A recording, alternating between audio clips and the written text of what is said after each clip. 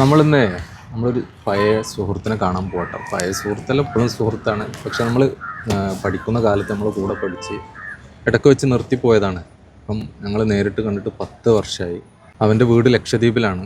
അവൻ എൻ്റെ വീട്ടിലൊക്കെ വന്ന് നിന്ന് ഞങ്ങൾ നല്ല സുഹൃത്തുക്കളായിരുന്നു കേട്ടോ. അപ്പം 10 വർഷത്തിന് ശേഷം ഞങ്ങൾ നേരിൽ കാണാൻ പോവാണ്. ഒരുപാടായി അവനെ വിളിക്കണം നാട്ടിലേക്ക് വരാൻ. അപ്പോൾ ഓരോരോ സാഹചര്യങ്ങൾ കൊണ്ടും ബുദ്ധിമുട്ടുകൾ കൊണ്ടൊന്നും അവൻ വന്നിട്ടുണ്ടായിരുന്നില്ല. അപ്പോൾ ഇപ്പം നമ്മളെ നാട്ടിലേക്ക് വന്നിട്ടുണ്ട്. ഭാര്യയുടെ ഒരു പ്രസവ സംബന്ധമായിട്ടൊക്കെ വന്നതാണ്. ഏകദേശം ഒരു 10 വർഷത്തിന് മുകളിലായിട്ടുണ്ടാവും ഞങ്ങൾ നേരിട്ട് കണ്ടിട്ട്. അതിലൊന്ന് പോയോക്കാം ഇൻഷാ അല്ലാ. അങ്ങനെ നമ്മളിപ്പം ഒരു വീട്ടിലെത്തിയിട്ടാണ്. ഇവിടെ ഒരു കോട്ടേഴ്സിലാണ് താമസം. ജഹാംഗീർ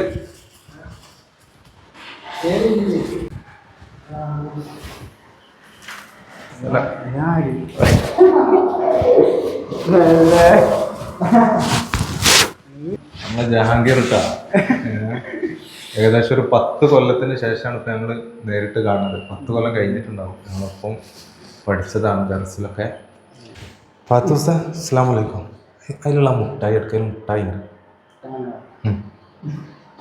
ഒരാൾ കൂടിയില്ലേ? മൂത്താള് വന്നിട്ടില്ല.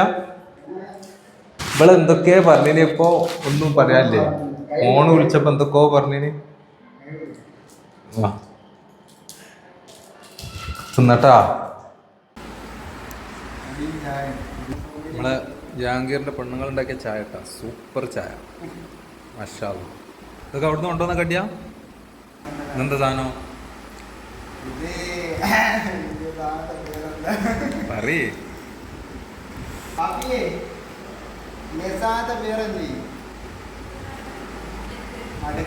മടക്കുര. ഇത് മധുരാണ്. കടല ബിസ്ക്കറ്റില്ലേ?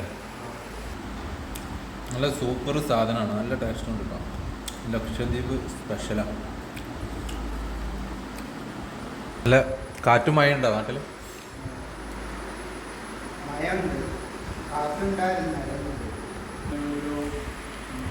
ഇത് രണ്ടും ഭാര്യ ഉണ്ടാക്കിയത്. ഈ രണ്ട് സാധനം നല്ല ടേസ്റ്റ് ഉണ്ടല്ലോ.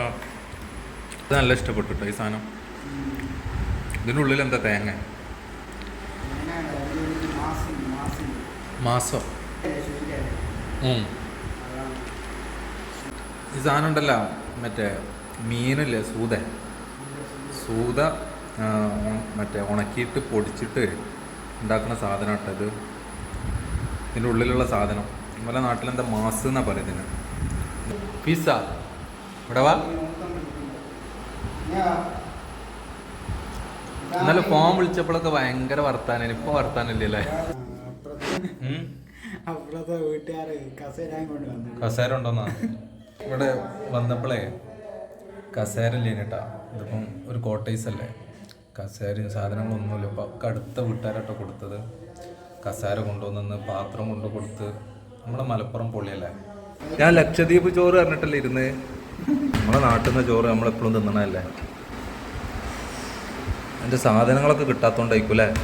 എൻ്റെ മോനൊരു രക്ഷയില്ല കേട്ടോ. കറി സൂപ്പർ. ഇതെന്താ സ്പെഷ്യലായിട്ട് എന്തോ ചേർത്തുക്കണല്ലോ കറിയില്? മസാലക്ക് മാറ്റണ്ട. നല്ല അടിപൊളി കറിയിട്ടാ. പെണ്ണൊക്കെ നല്ല കുക്കറിയല്ലേ.